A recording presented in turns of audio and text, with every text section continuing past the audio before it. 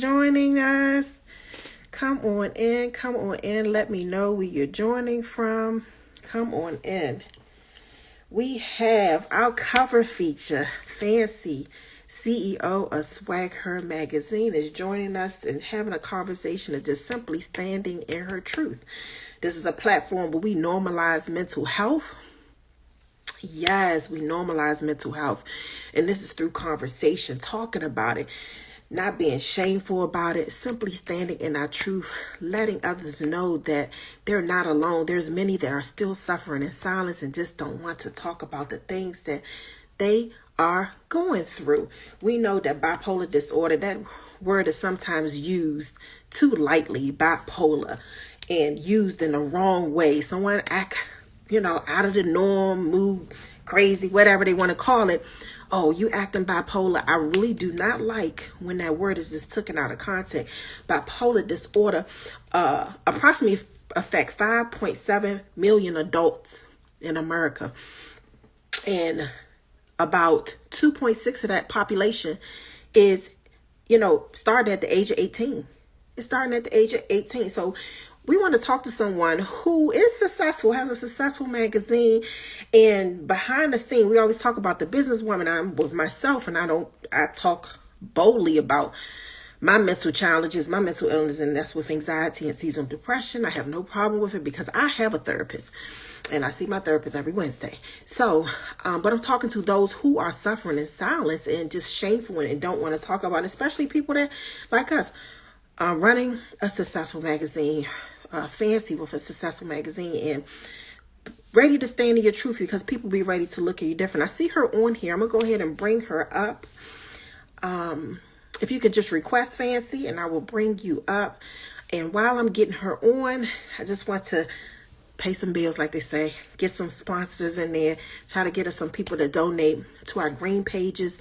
It's our resource pages in the back of the magazine. So those who receive the magazines and they're in different states, they'll be able to have it at their fingertips, different resources that can be available to them, and get the resources that they need. It's only a $5 donation, and you can actually write it off for your taxes. So, become a part of our green pages. You have your mental health change agent. You have an organization. You even have anything that's useful to someone that may have mental challenges. Join our green pages. We were glad to have you. It'll be in the back of the magazine quarterly. Also, it will be on the website. So that's being built up now. So we really appreciate those who are already a part of the green pages. We also are in a position that we're helping families. And the reason why we started helping families is because we know that when you're starting to have your mental challenges and you don't want to get out of bed, you're having a hard time just doing the daily activities, financially, it can be a struggle. So, and then if you have children, then you need that support. So looking at it from that standpoint, we're starting to help families. So if you know of a family, nominate them. Go on the website and nominate them. So I see her. She requested. We're going to go ahead and bring Fancy up. So thank you. Drop us where you joining from. I appreciate everyone who is joining us today. Appreciate you. Hey, Fancy. Greetings. How are you, Queen? I'm making it. I know your plate been full from us just talking, right? Yeah. Wow, I'm just so glad you're still able to join us. I'm just adjusting my camera so I can see. Okay, here we go. All right, I'm just glad that you're able to join us in the beautiful cover. Like, for you to be standing in your truth, like you see SwagHer Magazine, you're successful, it's doing well, you know what I mean? But nobody really sees that behind the scene of of what we may be going through. So just kudos to you, Queen, and being able to stand in your truth and say, hey, I'm ready to just say, this no longer defines me. And I love that, just that part alone about you. So I just wanted to just take some time. And, you're going to talk about who you are, but just kind of introduce some of the things that if no one ever had an opportunity to kind of read my post. But here's Fancy. She's an award-winning publisher and CEO of Fancy's Thoughts, LLC, SwagHer Magazine, and a PR boutique. And she's opening about her mental health struggles and recent diagnosis and her comeback from homelessness. As a publicist, Fancy strategically executed brand campaigns for Black women led businesses, coaches, and authors and girl bosses so that they can gain more visibility and establish themselves as an authority. Recently, she's participated in an I Am Black Women Next Level anthology where she penned part of her mental health journey. Welcome, welcome, welcome, Queen. Thank you. Amen. So let's get started. I don't want to hold you long. I just kind of want to jump in because I know people want to hear about your story. But I do want to just start with that part, like you experiencing homelessness, anxiety, depression, and just simply being a Black businesswoman. You know, how how did you get the motivation and get through just that part of just having those many hats and knowing that you had those mental challenges? I would really say, well, it's a part of, for one, it's my, because I was a teen mom, so I got at age, I think, of 20. And just one that, them alone and had to, I had to do something. Also the fact that, I think it's been about 10 years we went to court with the youngest daughter, which was something that really broke me because I did end up also just kind of wanting to prove the system wrong. That is oftentimes, and just that desire for more. Kind of express, like, I have other people that I take care of in my family, and so just feeling like we all deserve more. So I like I said, I had to find something, and I knew that, like, me and jobs never worked well. It was never good for my mental health. It would always be like jobs would just really leave me stressed out. My first job was really horrible for maybe about 7 years or so, and that, like, really broke my self-esteem in a lot of ways. And so of course, I had other jobs after that, but I just realized, like, trying to being in an environment that I really couldn't control did not work well for me. I can relate to that. That's where I'm at now. I kind of came into the career, trying to find my groove late because of, my past and getting out of my dysfunctional and toxic marriage. I started discovering who I am late, right? So then you immediately just go out there in the work field and you're trying to be in a work environment. But I noticed even with my mental health, I do not work well in that control. Like and I can relate. Many people, kind of force it. And you find yourself getting towards the burnout. You're trying to you take so much time off, or you know what I mean, and then you end up losing a job. So then you're in a situation like, okay, now what am I supposed to do for income? So I totally 100% relate, and that's where I'm at now. Like, I need, knowing where you are and what your triggers are, were you able to transition into what works for you? So when did you actually realize that something was going on more than just maybe stress or the norm? When do you realize that something was going? Um, Really, I have to say I was about 25, maybe, about that time, because I had been going to the doctors, telling them about my depression and so on, and telling them about the other diagnoses that had occurred in my family that really made me think that something was wrong. But it was always like they were just kind of ignoring it. I think they were just thinking, oh, it's just a, temporary depression or a periodic sort of thing. But when I look back, I'm like, I think I have been experiencing depression since I was a child. And then my anxiety had always been a thing, and it's made me socially awkward. So I think the signs had always kind of been there. But it was really about that time I was like, okay, I have to get serious about this, because I was noticing, like, a decline in a close loved one and their mental health. And I was just like, I don't want to be like that when I get older. So I actually had a conversation with my brother, and I told him, like, if you see me becoming that person, like, please let me know, because I was just so afraid of falling into that same pattern. Okay, so when you say becoming that person, or what is that? What describe to us what that looked like. You said you saw that pattern or other family members. Like, what does that look like? Wow. just not making sense. Not, you know, you would think, and honest, like you would think a person of a certain age would have a certain mindset, you know, and I was seeing that with, you know, like them acting, not making reasonable or rational decisions, you know, no emotional intelligence there, just those sort of things. But just when I actually received my diagnosis, it was because I noticed like I was angry all the time. I hadn't really noticed my mood swings like that. They may have been there, they may have not. I'm not exactly certain, but it was just like I was always so busy anyway. Because initially starting out, you know, I was working, I had kids, I was going to school at the same time, and so I never really had that time to really check in with myself. I just knew that I was moving, but all of those like the years before I turned 30, I don't even really remember, you know, because I was so going. But I think that it was the anger that really kind of led them to be like, okay, there really may be something there with her. And the thoughts of suicide, because I have had those thoughts before.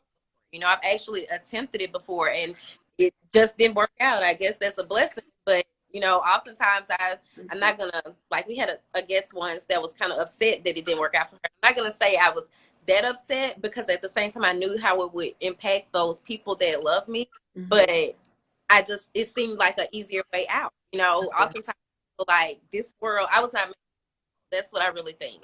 And it might sound kind of crazy to some people, but you know, just when I think about the type of person that I am, it just doesn't align with what we see today, you know? And I'm not trying to say that I'm special. I'm certain there's probably other people out there that might feel the same way as well. Just like, you know, why are we a part of all this craziness? You know, like born into all of this. Well, I'm going to say I'm so glad you're still here, Queen. You know, people oftentimes people don't understand that part when it just gets so hard, and the weight of the world is so heavy, you know, on us, that you're saying that it just seems like that's the way out. And then, like you're saying, I mean, it takes a very strong, you know, woman, which you are, to really admit to just that part alone. Like, you know, there was times that I just said, I was kind of a little upset because you're still facing, you know, when it all comes to, you still facing whatever that was that made you go to that point. So, and you talked about just having someone in your corner, like that accountability, that support system. What how important, like, explain that to someone else, because some people don't really realize how strong and how much a support system is necessary when you have any sort of mental illness. Wow, it is so necessary, because you need someone that can tell you like, hey, your behavior is changing. You know, like you're not clearly, you're not seeing things clearly.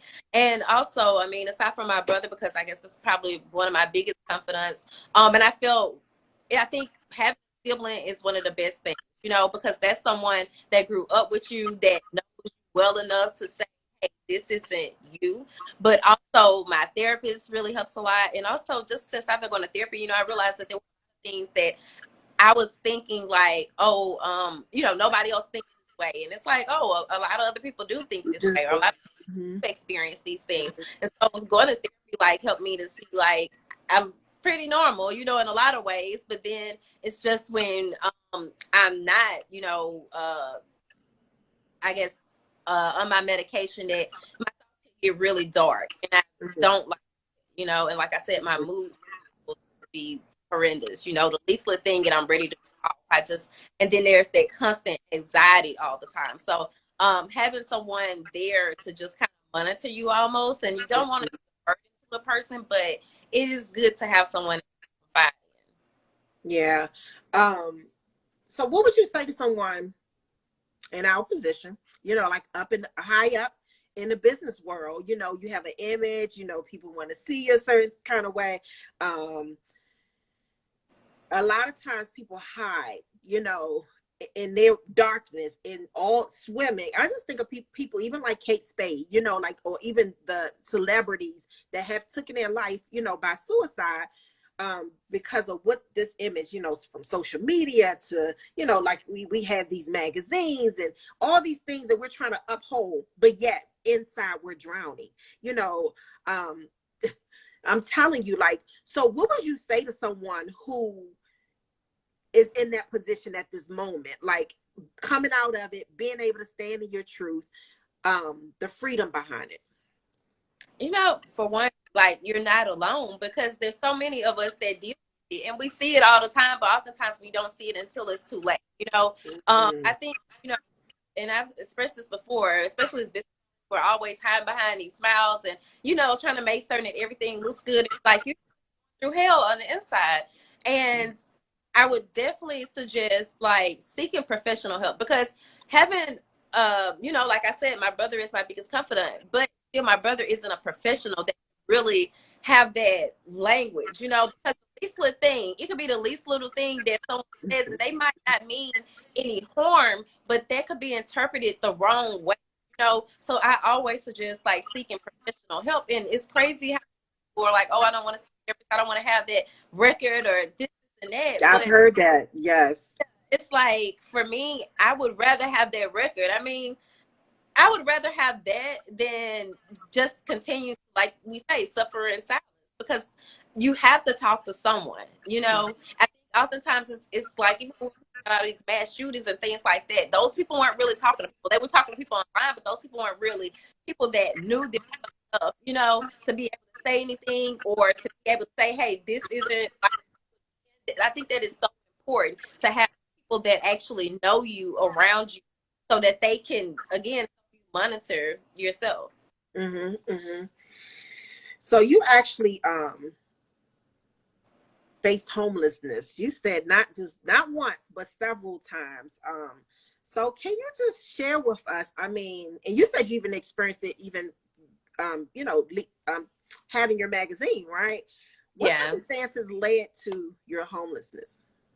Wow. I would have to definitely say it was like lack of financial literacy, you know, because the way I was raised, we were always we weren't well off by any means, but we were always comfortable, you know. And while I think I'm a pretty smart person, you know, I can count money and add it up, all this stuff, but living above my means was a major thing. And again I started like I moved out at 18, you know, and I never really learned about budgeting. And oh, it's crazy because you talk about it all the time. But initially for me, like I was the person that moved out and thought, oh, I gotta have a house full of furniture. You know, I mean, I already had a house full of kids, so it just kind of logically made sense. Mm-hmm. But those sort of things were like traps, you know, that set me up to then be faced with other struggles. And then even when I started the magazine, when I first started it, like I took my rent money and went and got my LLC, you know, because Mm-hmm. I was thinking, oh, this is going to take off. I was so naive back then, of course, but I was thinking this is going to take off and then I'm going to be able to cover that. Well, that didn't happen, you know. When I moved to Atlanta, I was like really in a space where I was just frustrated because I was supposed to be graduating from college, and I discovered, like, you know, at the end of the semester, like, hey, this is going to happen. And I was just like, you know what? I'm just sick of being here. I'm going to go here. I've been dreaming about this place. I'm going to go here and I'm going to make it, you know. And again, I wasn't prepared, like not being prepared for things financially, and especially like the unexpected things. And I just packed up my car. I had met some people on Instagram through the SwagHer page. They were all moving to Atlanta. One girl was like, you could come stay with me. And so that's what I did. But then when I got there, like she had 5 kids. So it was hard Mm-hmm.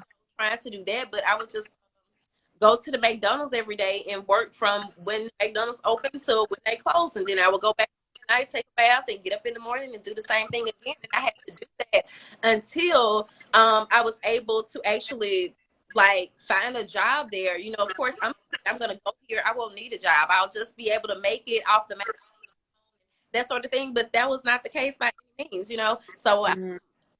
those were just, you know, some of those instances. But then I ended up like making some bad decisions there. I had to go back. I had to come back to Mississippi and work my way back to Louisiana, which is where I am now. But I had been at a job for a year, and then all of a sudden, it's like one day my boss was telling me to be letting somebody else go, and I'm thinking, man, you know, we gotta let them go.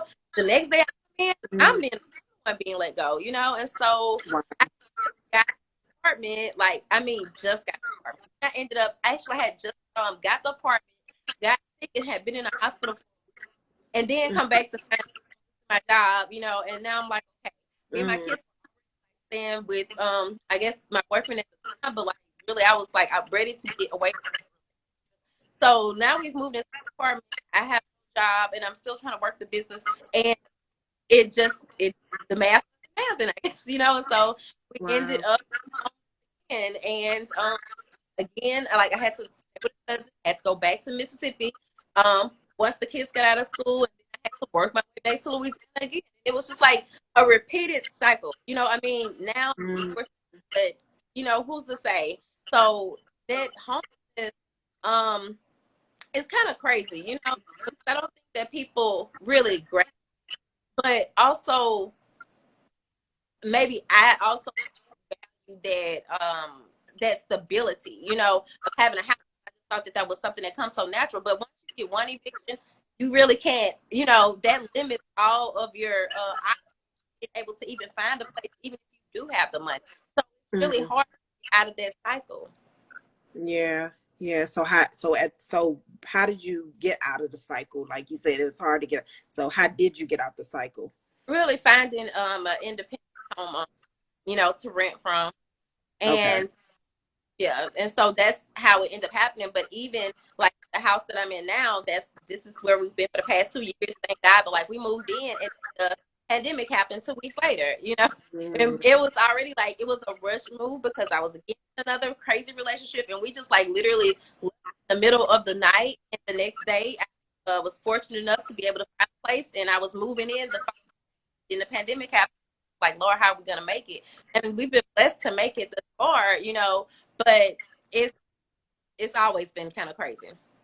Yeah. Well, blessings to you in that area, Queen, is to continue to get some stability. Um, but how do you prioritize your self-care now? Like with handling all these hats and trying to maintain and keep yourself stable. What does self-care looks like for you? Really making certain that I have time to myself, because I realize that is so important to me. I'm already kind of a loner. I mean, I work from home and I enjoy that. Mhm. But I'm kind of a workaholic, and so I have to make certain that I'm taking the time to put work down, and that I really struggle with. But I realize like success is not an overnight thing, So, Mhm. oh, if I just keep at this for 48 hours straight, no, it's not gonna happen. And so I Mhm. really had to realize that. Also I enjoy like taking walks, just being in nature sometimes to get out of the house, because sometimes it almost feels like I'm trapped in here. Mhm. Then that really helps a lot as well. And also just kind of, I mean, it's all about, for me, it's all about making certain I'm getting that time to myself, because I feel like I have so many demands on me, so many people that, are dependent on me. It's so important that I just make certain that I'm doing something for myself. I know self-care, oftentimes people are like, oh, it's bubble baths and, going to the spa and all that. It's not really like, at least not yet.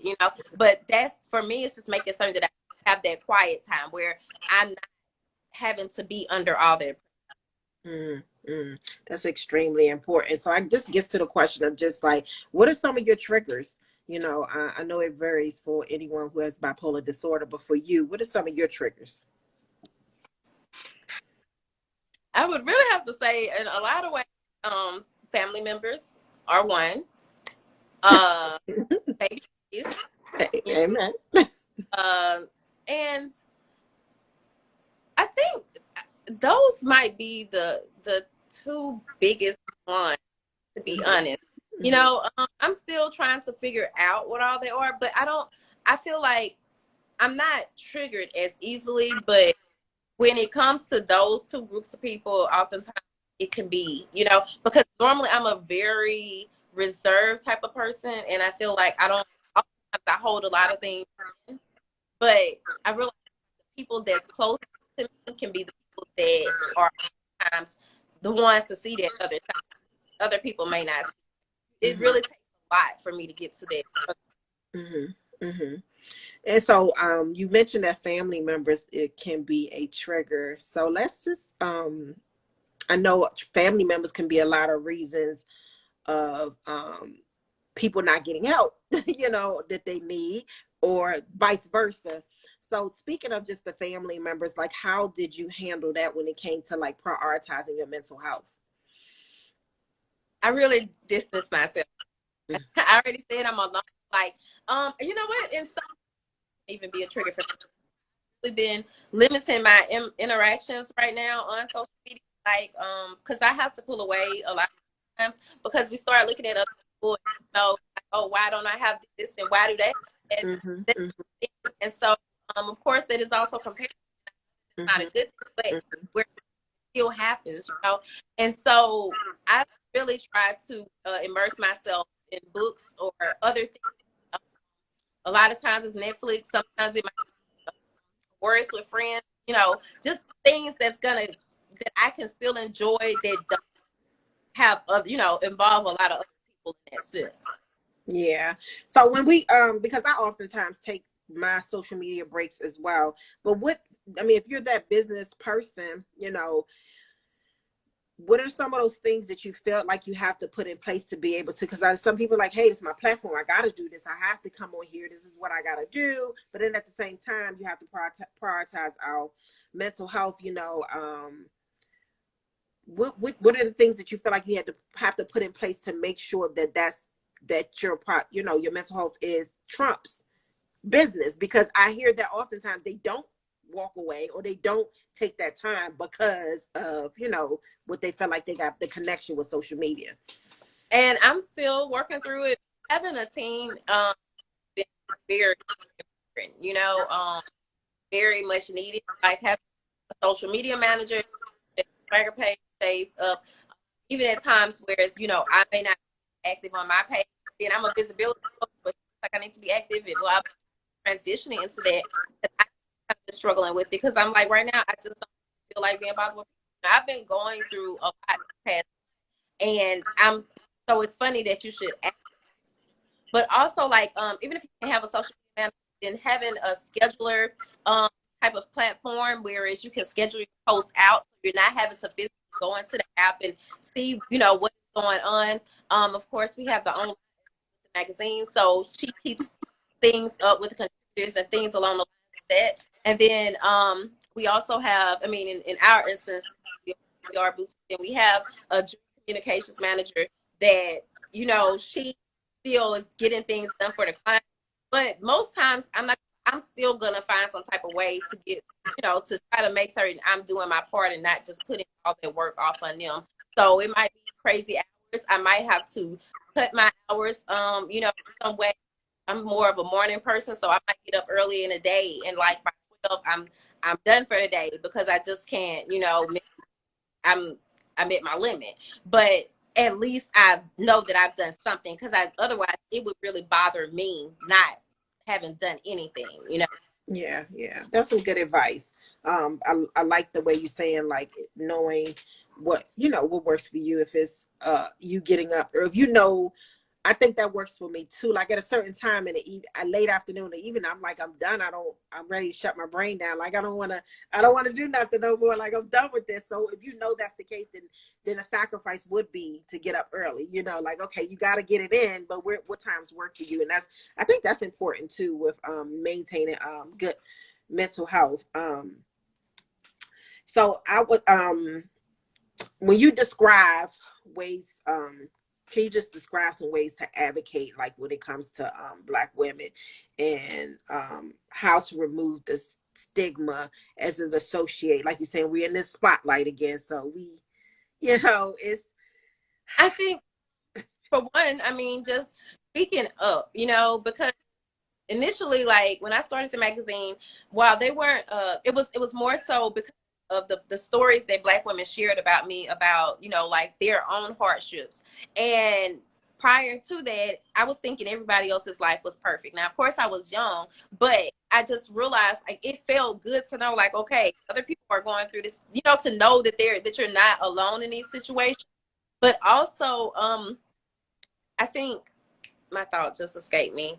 I was gonna suggest that, like, being open about it, so that it's not. I feel like the more open we are about it, the less that stigma can be attached to it. You know, as we're realizing that we're all human. Like even when it's kind of crazy because just oftentimes when I'm looking at TV and I'm looking at situations and I'm like, dang, other people got dysfunctional families too. Other people going through this, and it's just like, but we're all thinking that we're the exception.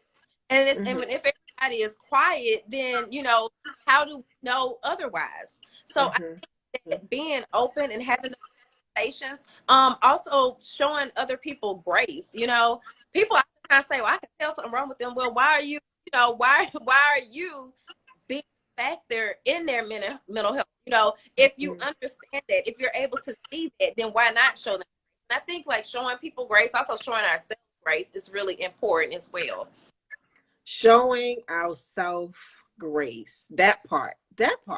Giving ourselves grace.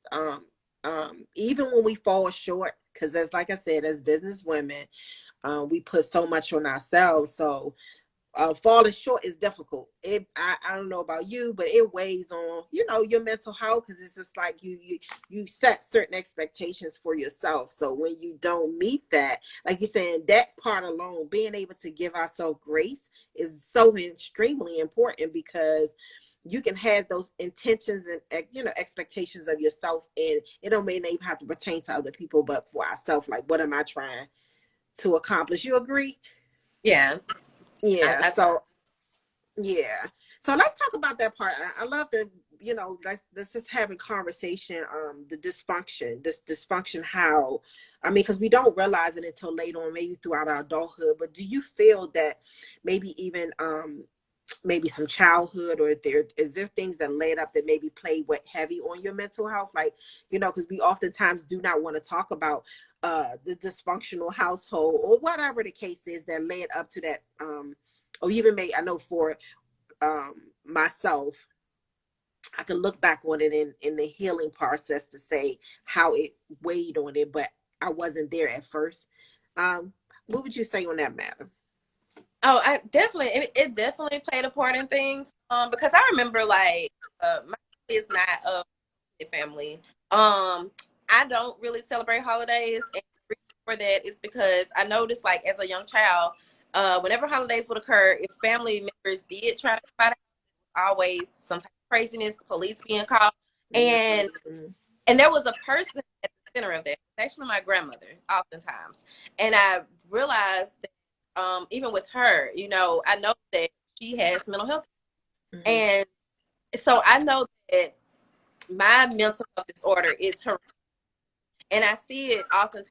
I see it in other members as well, and because nobody really wants to talk about it or any other type of help. So people were like, "Oh, wouldn't go talk to no therapist. I don't want nobody." Well, you're suffering in the meantime.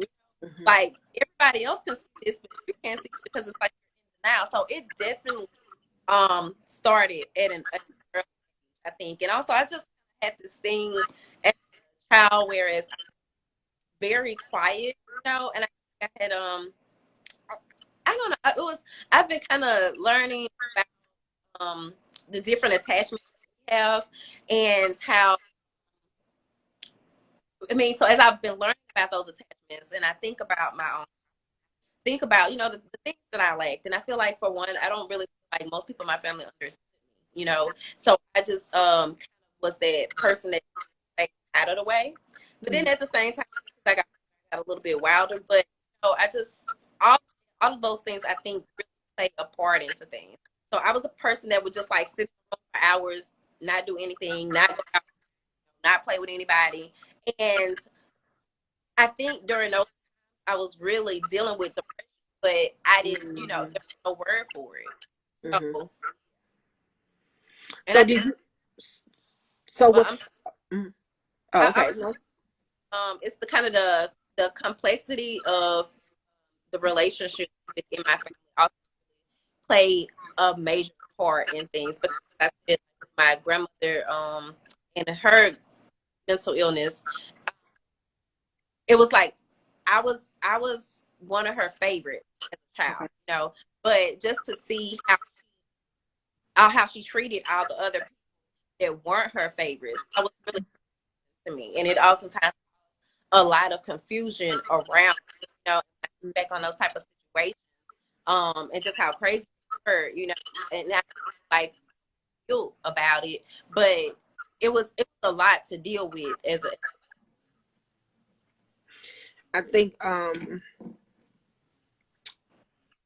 I can contest to that part alone. A lot of like you say, in those childhood, and that stuff is in a lot of things in the childhood, like we talk about that, just the childhood is traumatic. Like it impacts it in a deeper way when you start to revert. That's what therapy kicks in at, you know, because they go down to some things that you just skipped over, suppressed, don't talk about, accepted, and just boom, you know, let me just put them in a compartment and move on with life. But then at some point something kicks that back up and allow it to resurface, and then you still have to deal with it. And so that part alone, is it has so you have family members. We know because we don't want to talk about mental health, especially amongst the Black community. We don't want to have that conversation, although we get help. But then you go back around that environment or around people who still has not gotten help. How does that affect you? How do you deal with that? I'm not gonna lie, I try to avoid them. Okay. Like I really try to avoid the situation. But you know, something too, just as we were talking about the childhood thing, I remember like as a child and as a teenager, you know, like, oh, you crazy like your mama. You know, that was something I always hear. And I never understood it. You know, and it would come from, you know, you think that's friends, you think, oh, that's okay. And they don't really mean that. You know what? It hit me years later. Like, those people are very serious. Like, there is something that there's a reason why they're saying this. I just wasn't grasping, you know, back then. And even with my first job, how I said that, you know, it was just really detrimental to my self-esteem. That was something that my old boss would always say, you know, or just like, you know, pick with me about my being different.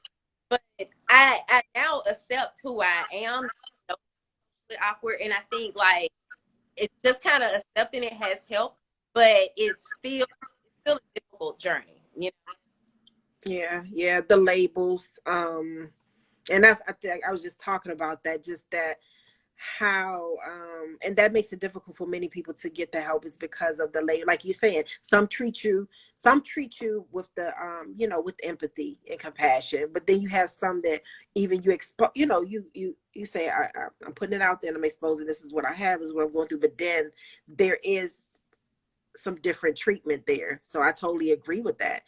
So then you make it difficult because people do watch for those in silence that may be dealing with it on their own terms, watch other people who have come out, have said this is what's going on with me, and say, no, I don't want to deal with that because I already know what's going to come that way. So we have to really, anyone who's going to watch this, even the replay, that's the part, even those stigmas that is stuff that has to be lifted, and making it, like I said, normalizing mental health conversations, or even being able to stand in your truth, that whether it's in a workplace, amongst family, that acceptance of what that person's mental illness is, and not making them feel like the black sheep, you know, know. of the family, or distancing them in the workplace because they're standing in their truth and they're finally getting the help, you know, that they need. Or you know, as I mentioned, like thinking that they're going to be competent or incapable, because you know, I've had people, oh well, you know, you almost as if to say you seem fragile for me to give you that. You know what I mean?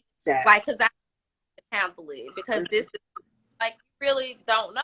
Because as I said, like, I think I'm a high functioning depressant. So I don't even know if depressant is a word, but that's how I describe it. You know, like, I still get things done even though I'm battling with things, you know. And I would say the same thing, like and there's the resilience part, and I just say, hey, too, that's why I give it a different title for my mental health warriors, that we're thriving. You know what I'm saying? You got enough tools and tips, like from therapy and learning your triggers, and if you're a little off, if you need some time, some self-care, I need to step away, all those things are put in place, that you're able to move through, you know, those obstacles, and still get your list of tasks, the things that you need to get done. So we do have function. We may still have some darkness or some greatness, you know, feeling a certain kind of way, but it's like, hey, I got to do this. I got something I need to do. I think the part that need to seek help immediately is when you started to have those high suicidal ideations, like, hey, when you're to the point that you feel like you're not worthy and of life, but especially with, I know with bipolar, and as my daughter, she described it, it's like living in a life where it's gray, so you just kind of like push you. It is a constant, like every day I'm pushing, and living quote unquote for different reasons, whether, for her, it's her sister, myself, or you pick certain things, like what's pushing me to push to the next day. Do you describe your day sort of like gray, or just what is your description of what Yeah, bipolar? I actually described them as gray, and I think you mentioned that when we had your theories and thoughts, and I was Yeah. like, it's crazy. Somebody else was saying that same thing, but that is oftentimes how the days look to me. And even like I noticed there's a difference between me on a cloudy day, So like that grayness is of a rainy day or something. Like my mood is gonna be much more down. Not really gonna want to be bothered with work or with people. And of course I push through on those days most times, but sometimes I just be like, you know what, like this is gonna have to be one of those days. But even with being on medication, like, I feel like I've expressed that it takes away some of my feelings, like I'm not able to, I used to be a very emotional person. I cry over good things. Mm-hmm. I didn't even, like, with my cousin passing recently, that was the first time I even kind of cried. And I was kind of happy because to me it felt like, okay, this is normal. Mm-hmm. Because it seemed like if I hadn't been able to cry, I was going to be really concerned with myself, because I've been just expressing to my therapist and my diagnostician that, I'm tired of this not being able to feel anything, Mm-hmm. and at the weirdest time, but I I I hate that, but I get off my medication, because I have tried doing that as well. Then that's a whole nother, so it's like you lesser of two evils almost. That's that. Yeah. Um. So when you try to I guess get through those days of just the grayness and feeling, I'm just trying to always like to just give some pointers or try to help someone along the way. So if you're having one of those days where you just not feeling it, how do you you know if you have things to do, push through those days, or how do you deal with those days? Because everyone just don't understand what that look like. We try to describe, like, people just don't know the struggle of someone. Yeah. Some days, I like to try to keep things like, different. I'm a big fan of Mike Todd. I know there was some, stuff going on earlier this year, but like or Bishop Shakes, I'll try to keep like positive things playing, some binaural beats. As I mentioned, I love Audible, so I'm listening to audio. Like, try to keep those things in effect. But when I'm weakest, then it's just like I gotta go lay down. And a lot of the times I'll be like, I think a part of showing myself grace, understanding that I am human and I do have those moments. And like, I'm not gonna be good to anybody if I don't take that time to myself. But then what I'll do is be like, okay, if you do this today, if you take the day off, you know that tomorrow you're gonna have to hit the ground running, because you can't just let it all pile up. And that is something that I used to do. Like, I would really go into phases of depression and just not move, not do anything, and stuff was piling up. And it was like, I know it's piling up, but I didn't bother to do anything. So I'm very mindful to not allow it to happen again. Yeah, I know. I can vouch to that. I know exactly what that feels like, and I think that weighs even heavier on our mental health when it does pile up. Because then you're looking like, how the heck am I gonna get all this done? Then you're trying to Right. figure out how to, compartmentalize, like break it down into smaller tasks. Because at this point, it done piled up because another day done went by, another day. But this is what depression looks like. And many of us are quiet and suffering. I mean, I've disappeared from, social media, and I'm like, hey, I'm back, but I've learned that it's okay to do that. And I feel like the people that's going to support you, the people that's going to follow you, the people that's in your corner or whatever the case is, and really have belief in your mission, your vision, they're going to be there when you come back, because you just can't, if you don't have nothing to give them, then what, you just pour from an empty cup.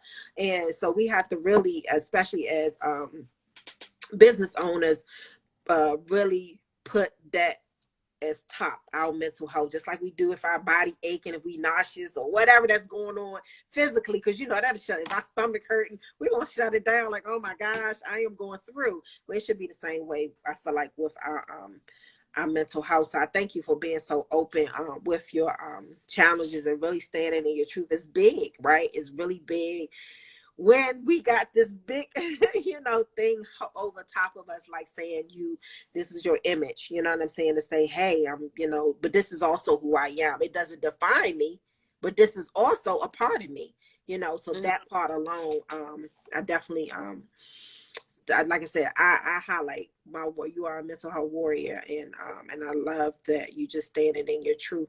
So do you have any final words to our viewers, to something that you would like to say to people that will watch this? I think that, and actually I kind of got this from a interview I did. I don't know if you're familiar with Jamie Parker about mental health, and she was I did an interview with her, and she was just talking about discussing your disorder with your family members.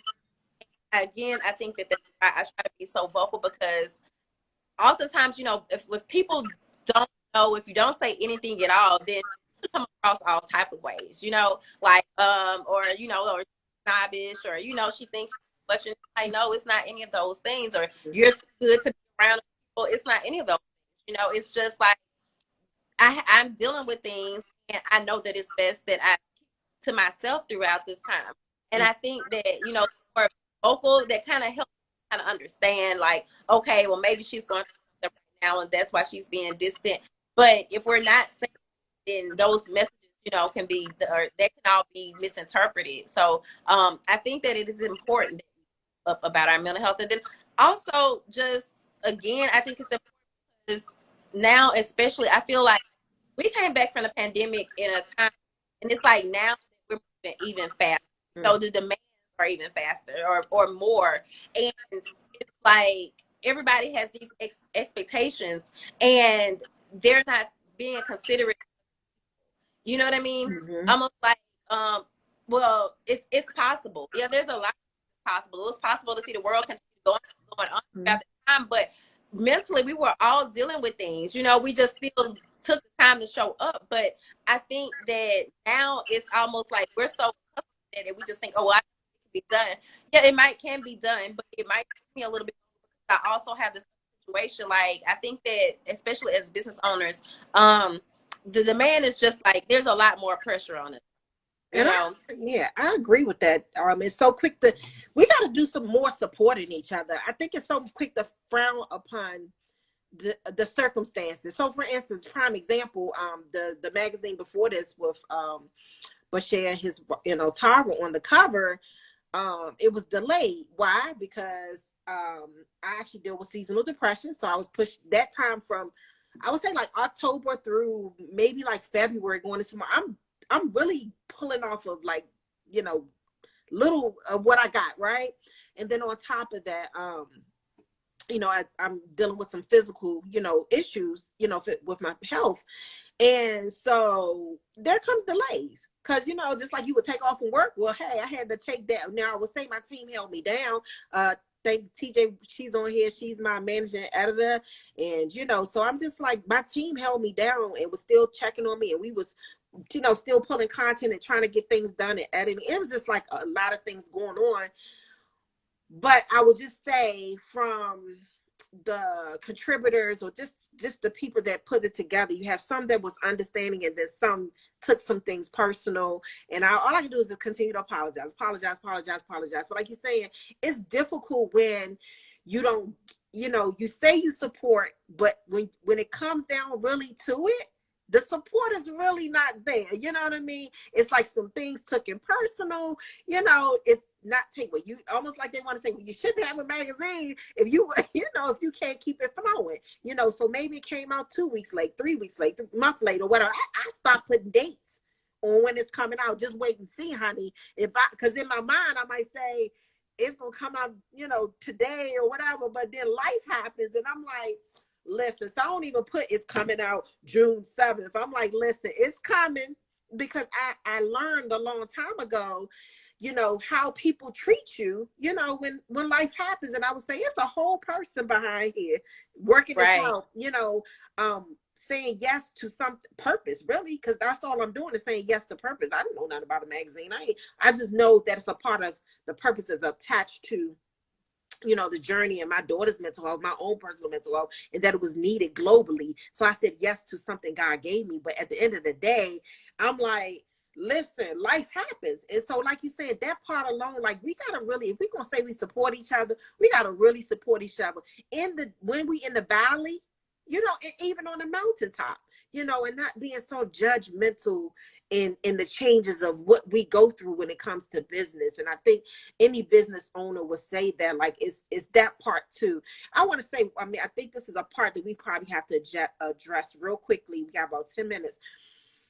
How do you, like, because you can't just get into like maybe like say it's a friendship. Then long-term friendships is one thing, but like say you're dating, how do you reveal, or because I get that question a lot, like when it comes to saying, hey, you'll just come and say like it's bipolar written on my forehead, or hey, guess what, I want to let you know right away I got bipolar, you know what I mean? Like I kind of like that, okay, so that's what I'm wondering, like how does people, like, like how do you approach that? I think for me, I'm that way, but everybody don't get to that. How did you get to that point that you just say, you know what, I'm gonna tell you off the break, this is what it is? I think it's important for me to go on and state it because I know how my mood swings could be, Mm-hmm. like, and I know how I can be distant to people, towards people. So, I try, if it is serious, then I would go on and state it, and I think I might even state it even earlier than actually serious, and I kind of like let it know because this is like a warning, a warning from me to let you know ahead of time, like, is this something that you want to deal with or not? Because if not, then you go about your business and I go about mine, and we can do that early on. I would hate to be in a situation whereas we get too deep in a relationship, then I try to reveal it, then now I'm gonna be dealing with disorder and at the same time, like, no, I couldn't deal with it. Yeah, I've even heard someone say, and I remember when I came, I was out of my divorce, came back, started trying to date. And I remember I didn't tell the guy that my daughter had mental illnesses right away. And I felt like, hey, I didn't even know if I was going to introduce you to my kids. You know what I'm saying? But they actually said, you should have told me that early on. So I'm saying, well, wait a minute. You know what I mean? Like that part. Some people just don't want to be a part of no one, whether it's you or even your children that has this, mental disabilities. So it's like a really touchy thing on, but I will say to anybody, they accept you and your child has mental illness, they got to accept that child too. Whether you tell them in the beginning, the middle, or the end, but unfortunately that was even the case. And I will say too, what you're saying, we do need to voice. We do need to voice when we're in a moment.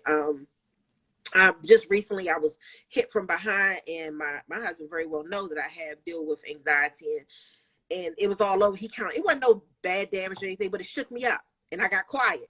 But then he tried to go on with the rest of the evening like it didn't just happen. And that part right there you just said, I had to say, hold on.